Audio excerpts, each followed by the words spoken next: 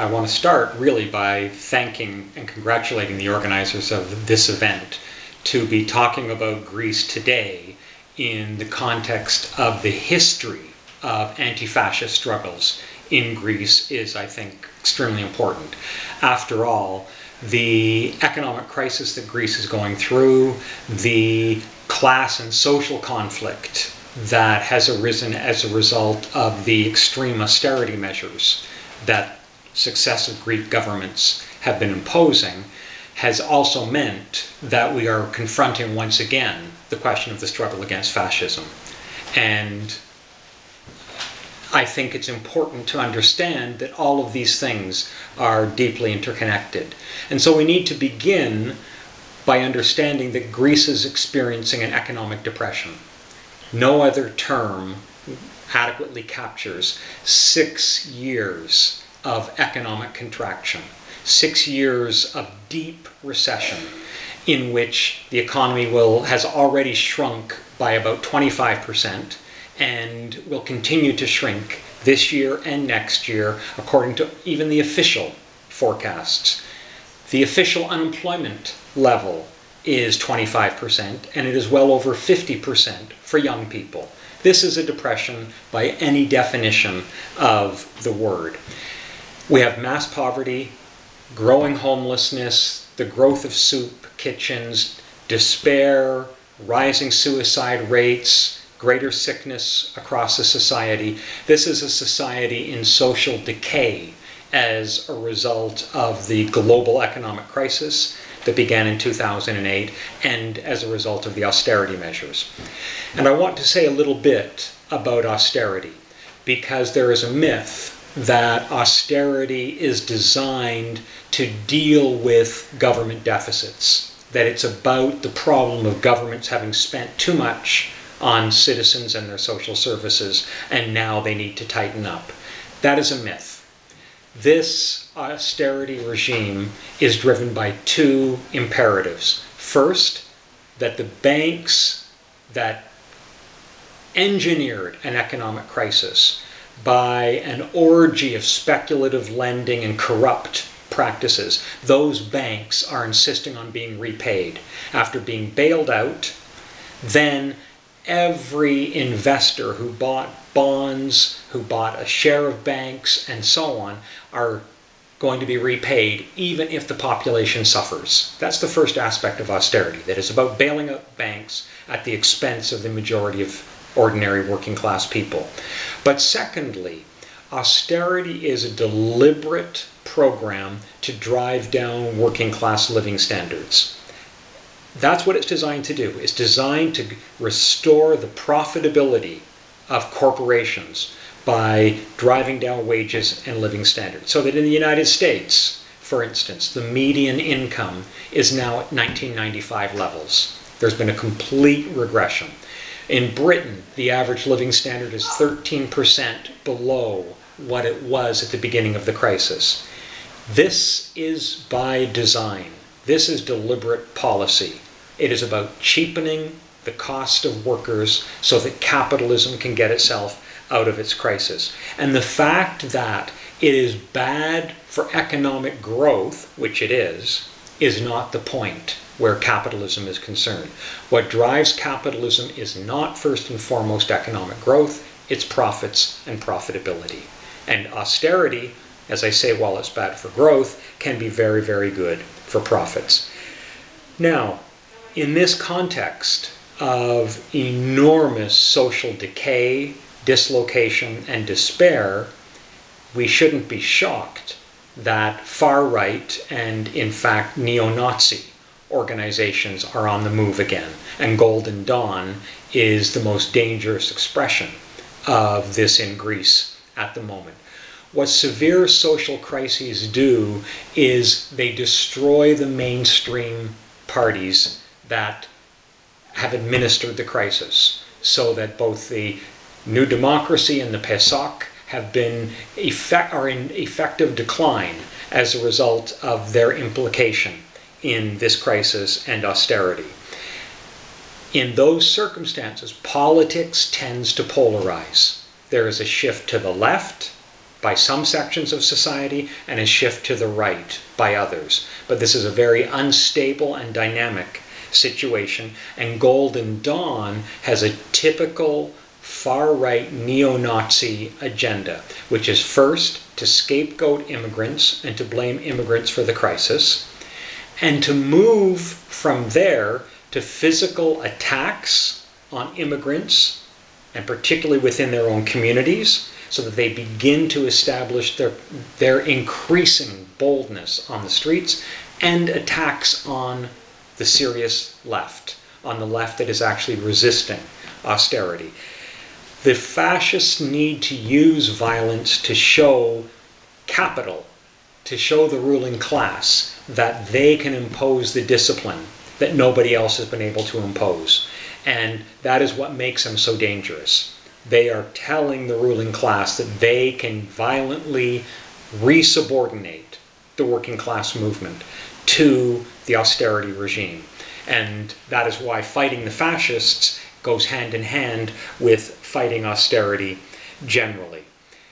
At this point, it's unclear how much of European capital is prepared to go the distance with Golden Dawn, but they are trying to lay that basis. Historically, in periods of profound social and economic crisis, fascism becomes one weapon of the ruling class. Right now, it's not clear that Golden Dawn can do what they ultimately must do if they are to establish themselves as a mass movement, and that is to be able to break up workers' strikes, break up workers' demonstrations, terrorize and intimidate workers of color, immigrant workers, and so on. And that is why the anti-fascist struggle has taken on such a huge importance and significance in the Greek situation at the moment. And so the moves by sections of the left to seriously build anti-fascist movements, to begin to organize in immigrant and working class communities and neighborhoods, to confront the fascists, to prevent their attacks on immigrants and organizations and activists of the left, is extremely important. But we need to be clear that there is enormous evidence of heavy police involvement and sympathy with Golden Dawn. The police, that is to say, are also using Golden Dawn as a weapon, and Golden Dawn is in turn using the police force. There's a symbiosis here which makes the situation ever more challenging and ever more dangerous for the serious and dedicated radical left. And building that radical left is one of the key elements in fighting both austerity and the rise of fascism in Greece today. Because what we need to understand about this phenomenon is that people become increasingly desperate and they want to see solutions. They know that the existing state of affairs cannot go on forever. You can't have another 5 years, another 10 years, another 20 years of this kind of austerity in Greece. Next year's budget alone proposes another $5 billion in cuts to pensions and public sector workers' salaries. This is what they're going to be coming for year after year after year as this crisis continues, because we are in a very prolonged crisis of global capitalism with no clear exit strategy in the foreseeable future. And so building the radical left means a number of different things in response to the crisis. To be sure, it includes building the coalition of the radical left, Syriza. That's one important component of it. There needs to be a clear electoral expression of mass opposition to austerity, and an expression of that austerity which is linked to organizations of the radical left, to trade union activists, to feminists, to anti-racist and anti-poverty organizers, and so on. And so building that electoral response is one part of the story. But there is a danger, and this danger exists within the ranks of Syriza as well, parts of its leadership. And that's the danger of electoralism. It's one thing to say that the parliamentary struggle and the electoral struggle is one front, but it cannot be the only front.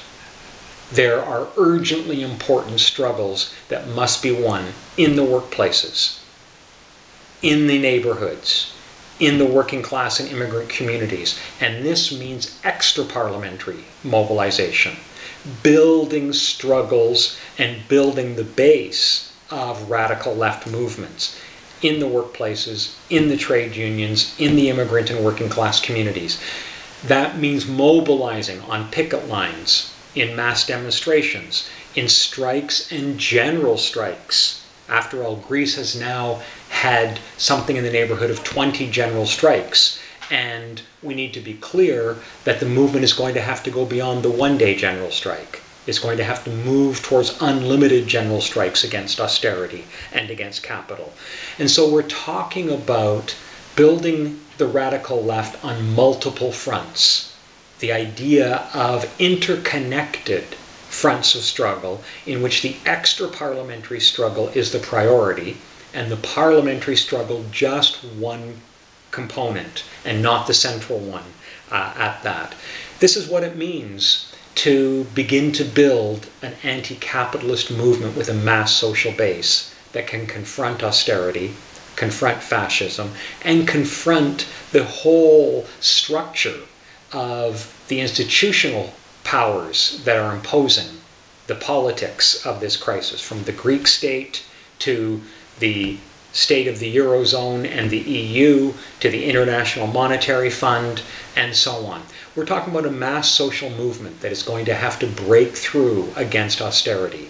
And if it can begin to show in practice that there is a different alternative, that it is possible to think beyond austerity and beyond capitalism by building the workplace struggles, the basic economic struggles, the struggles against police violence and police brutality, and against Golden Dawn and the rise of fascism, then it becomes possible to imagine that the great heroic traditions of Greek anti-fascism could be reborn today in the streets as part of a new insurgence of the radical left. So the situation is, to be sure, extremely dangerous, but at the same time, there is hope. There are real possibilities. And I think I want to say to those of you who've come together for this meeting today that we need to understand that Greece is in the forefront of all of our struggles. Greece is in the forefront of the international working class struggle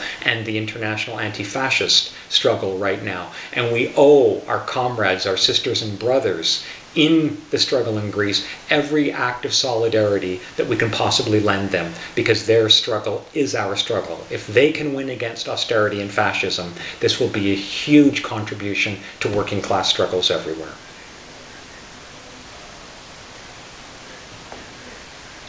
Thank you very much, David. So before we let you go, I think we want to ask you one more question. Yeah. So can you comment a bit more on the means that profiteering has been restored and how fascism is connected to the specific aspect of the crisis? Yes, your question about restoring profitability and how fascism is related to that is, I think, incredibly important one, and it really comes back to what the austerity agenda is, and that's why I think it's so important to emphasize this, that at the core of that agenda is this idea of cheapening workers, of making them less expensive for capital, because that's capital's principal means of restoring its profits when it gets into a crisis. Sure, they can compete with one another, they can try to drive some sections of capital into bankruptcy and so on, but basically a war against labor, a war against workers and their living standards is their key mechanism for restoring profits. Now, if workers roll over and let that happen, then that's simple for capital. But wherever workers resist, and the more powerful their resistance to austerity, it raises a key problem for capitalist parties and interests. And that problem is How are they going to break the working class resistance? How are they going to be able to really drive down living standards to the point that they can restore their profits? And that's where the fascists come in. The fascists are a political weapon that is available to capital if it needs it. This is what, in the classic case of Nazi Germany, this is what Hitler had to prove to capital. That his party, his shock troops, had the capacity to defeat workers in the streets and on the picket lines. That they could use violence to do that. And that is what Golden Dawn wants to prove right now. And so they are a weapon in that austerity war. They are a weapon in that struggle to restore profitability, because profits can't be restored unless workers' resistance can be broken. And so far, although capital has made gains in Greece, it has not been able to inflict the kind of defeat on workers that capital needs in order to fully restore its profits. And that's where the fascists come in. And so it's important to understand that they are not just a fringe group. They're moving into the political mainstream because sections of capital are toying with the idea that they may need to use them to break the workers' resistance. Great. Thank you. My pleasure.